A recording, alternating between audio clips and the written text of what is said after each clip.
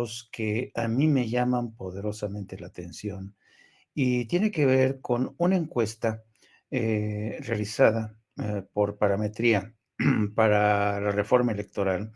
Uno de los aspectos que me llamó, que fue precisamente en Twitter que pusiste tú, querido diputado, dice, crece el apoyo a la propuesta de elección directa de consejeros y magistrados, el 88%. Y fíjense nada más la percepción que hay entre los ciudadanos y las cifras que nos acaba de dar el diputado Almaguer. Para el 75% de la población, o sea, si eso no es una mayoría, 75% del INE, para el 75% de los mexicanos, el INE gasta demasiado y están a favor de reducir su presupuesto, ¿no? Y entonces, pues esto para mí significa que sí, pues tenemos una democracia incipiente, pero además carísima. ¿Tú qué opinas, querida Jazz? Pues, justamente esto que fíjate, esto que mencionas tiene mucho sentido con esto que no con este dato que nos da, que aparte es impactante, y no solamente eso, sino te da muchísimo argumento, ¿no? O sea, es decir, a pesar del ajuste que tiene el presupuesto destinado al INE, ni siquiera se compara con estos otros espacios que tienen un carácter de importancia en gobierno, ¿no? Y aún así, es decir,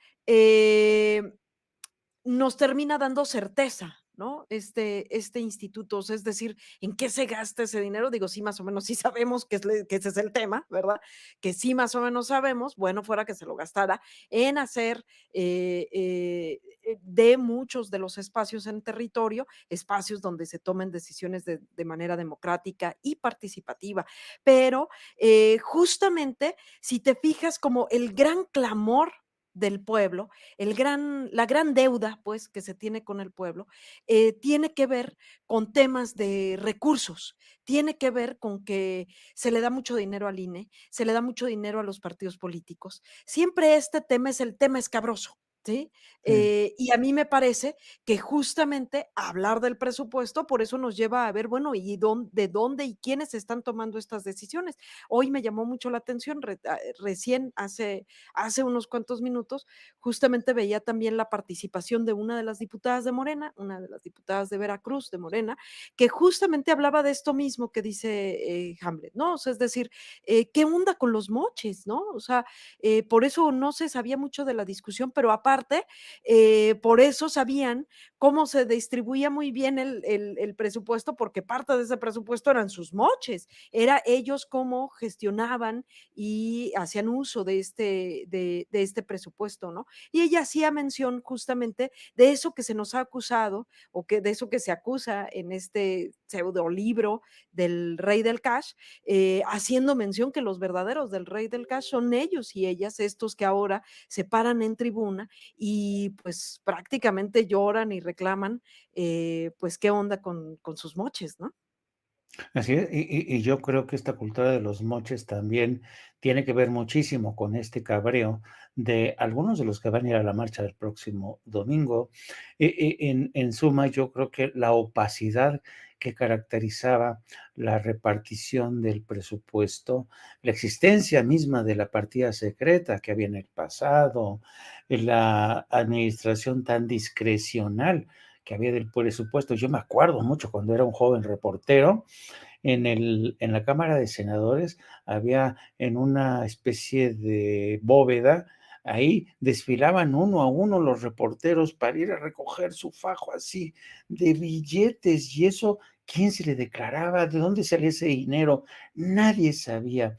Había una opacidad tremenda sobre los recursos de la Secretaría de Hacienda y Crédito Público, que los asignaba de forma caprichosa. En países como Estados Unidos, cada mes de marzo, no hay escapatoria. Todos y cada uno de los funcionarios de la administración tienen que defender el presupuesto asignado, responder ante el poder legislativo si acaso esos recursos se justifican.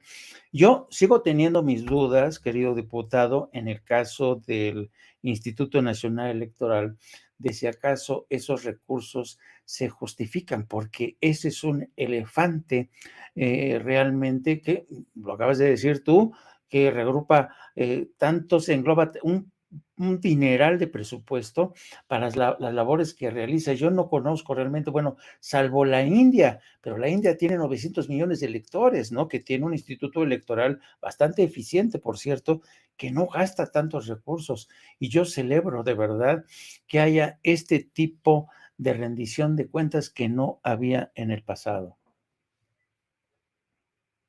Y le tienen miedo a esta discusión pública, porque además ellos saben que les sobran los recursos. El auditor del INE, el Contralor Interno, envió a la Cámara el informe de resultados de sus auditorías y encontró que Lorenzo Córdoba y Ciro Murayama estaban haciendo un guardadito en su fideicomiso VIP a través de un esquema tramposo en el que primero nos solicitaban recursos para cubrir cierto número de plazas, es la partida de servicios profesionales.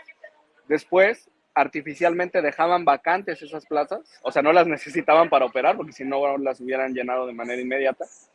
Como estaban vacantes, no tenían que pagar esos salarios que habían solicitado esos recursos para pagarlos, y entonces a final de año les sobraba dinero. Solamente en 2021 le mandaron a este cochinito VIP 582 millones de pesos. Y eso está por ahí de la página 81 a la 85 del informe del Contralor Interno, que si me permiten se los voy a enviar tanto a ti como a Jazz. Yo creo que es un tema de la mayor trascendencia para que se conozca también en el Instituto Nacional de Formación. Y esto demuestra que les sobra dinero. Si no les sobra dinero, pagarían 2 millones en encuestas para saber si la ciudadanía conoce o no a Lorenzo Córdoba. Pagarían 500,000 pesos por darse un balazo en el pie con la encuesta prohibida que quisieron ocultar a la ciudadanía y que le ocultaron a Morena para que no se conocieran estos resultados. Se pagarían el servicio de tintorería, contratarían este seguro de 300 millones de pesos para gastos médicos mayores. En la Cámara no tenemos eso, desde que llegó el presidente de la República en 2018 se eliminaron esas payasadas. Tenemos ISSSTE como cualquier trabajador del sector público y con nuestros salarios nos podemos pagar un hospital privado o adquirir un seguro, pero eso tiene que ser del recurso que recibimos, no adicionalmente pedir dinero para un seguro de gastos médicos mayores. Y es evidente este expolio que están realizando de las finanzas del pueblo de México. Hace algunos días compartíamos la prestación ridícula esta de la dote matrimonial que se dio Lorenzo Córdoba, ¿no? Le pagamos la boda a Lorenzo Córdoba. Eran 40,000 pesos del año 2000, de hace 22 años, que al valor actual serían algo así como 105,000 pesos. Pues, ¿a quién le caen mal 105,000 pesos para casarse, ¿no? Habría que preguntarle a muchas y muchos de nuestra audiencia que pertenecen a una generación joven y que tienen ese plan de contraer matrimonio, pero que saben que es costoso. Imagínense que a Lorenzo, pues hasta la boda le pagamos. Y bueno, es una demostración de cómo gastan el dinero. Para mí es inmoral este tema del contrato de último minuto del seguro de gastos médicos mayores. Solamente demuestra que para Lorenzo y para Ciro, aquel dicho nefasto del sistema neoliberal del año de Hidalgo, pues es una realidad, es el año de Hidalgo para Lorenzo y para Ciro, y están haciendo todo lo posible por gastarse el dinero a la mayor velocidad antes de irse y de dejar contratos firmados, y gente sembrada como al secretario ejecutivo Edmundo Jacobo, al que le extendieron de manera ilegal su periodo para más años. Entonces, al terminar va a llevar ahí creo que 2 décadas, y pues esto evidentemente lastra este órgano tan importante que, repito, fue creado con buenas intenciones, pero está siendo utilizado por una cúpula que se queda con todos los recursos. He recibido comunicaciones del personal de módulos del Instituto Nacional Electoral, que está contratado por honorarios, que no tienen ninguna prestación y que solamente ven cómo arriba se despachan con la cuchara grande estos altos funcionarios del instituto. Lo bueno es que la reforma electoral va y ellos ya se van, Jaime. Ya. Oye, ojalá, de verdad que en verdad hace tanta falta. Yo creo que es una de las demandas más sentidas de la ciudadanía. Ya, ¿tú cómo ves todo lo que se conocen, si no es por Hamlet Almaguer, si no es por las mañaneras en que el presidente despepita este tipo de temas, ¿por qué el resto de los medios grandes corporativos no se hacen eco de este tipo de situaciones? No, pues porque ahí están puestos sus intereses. Justamente estamos hablando del interés económico, ¿no? O sea, es decir, este es uno de los grandes poderes que todavía sigue moviendo los grandes intereses, pues, ¿no? Eh, Se dijo mucho desde el 2018 que habíamos podido obtener solamente algunos espacios de poder desde las instituciones, desde algunos sectores, desde las cámaras, las distintas cámaras en los estados, en la propia federación,